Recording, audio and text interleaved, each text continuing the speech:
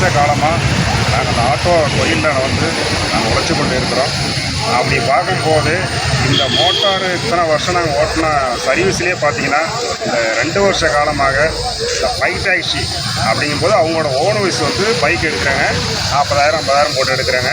இன்றைக்கி பார்த்தீங்கன்னா அது வந்து ராபிட்டோவில் வந்து வாடகைக்கு ஓட்டுறாங்க. அப்போ வந்து டாக்ஸி அது வந்து உருவாக்கி ஓட்டுறாங்க.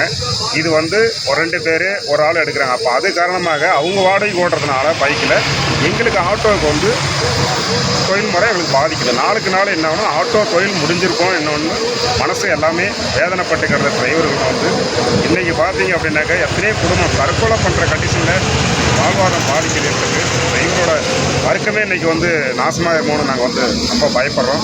எங்களுக்கு வந்து அரசாங்கம் வந்து உடனடியாக பைக் டாக்ஸி வந்து ராபிட்டோ பைக் டாக்ஸி வந்து உடனடியாக அதை தடை பண்ண வேண்டும் என்று உங்களை பணியோடு கேட்டுக்கொள்கிறோம். அனைத்து தமிழக டிரைவர் சார்பாகவும் எங்களுக்கு நடவடிக்கை எடுக்க வேண்டியது உடனடியாக நீங்கள். நன்றி, வணக்கம். நடவடிக்கை எடுக்க முடியறதில்லை. என்னென்னு கேட்டிங்கன்னா அவங்க எல்லா இடத்துக்கு போயிடுறாங்க. ரெண்டாவது அவங்களுக்கு வந்து டேக்ஸ் இன்சூரன்ஸ் எதுவும் இல்லை, ஓன் போர்டு வச்சு ஓட்டிகிட்ருக்குறாங்க.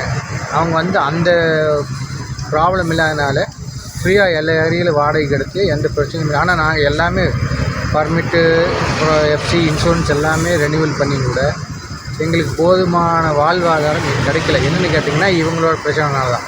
இவங்க தேவையில்லாமல் எல்லா இடத்துலையும் வாடகை எடுக்கும்போது எங்களுக்கு வர்ற வாடகைகள்லாம் கட் ஆகிடுது. இது வந்து எங்கள் வாழ்வாதாரத்தை வந்து நீங்கள் தயவு செஞ்சு இன்க்ரீஸ் பண்ணி கொடுக்கணும்.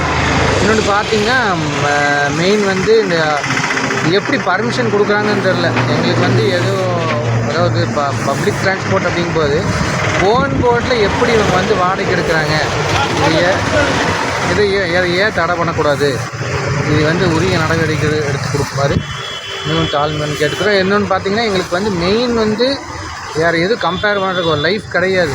மெயின் வந்து இந்த ஆட்டோ தொழில் மட்டும்தான். அதே பேஸ் பண்ணி தான் எங்களுக்கு ஓடிட்டுருக்குது.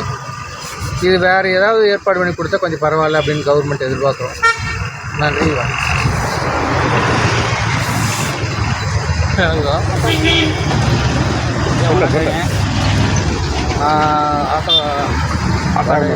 பண்ணாதீங்க. நாங்கள் 25 வருஷம் வண்டி ஓட்டிகிட்டு இருக்கிறோமுங்க. 15 வருஷம் இருக்கிற ஓட்டம் வந்து இந்த 10 வருஷம் 12 வருஷம் இல்லைங்க.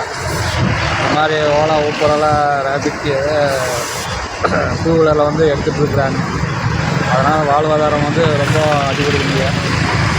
நீங்கள் ஏதோ ஒரு நடவடிக்கை எடுத்து இந்த வாழ்வாதாரத்தை கொஞ்சம் உயர்த்த முடியும்.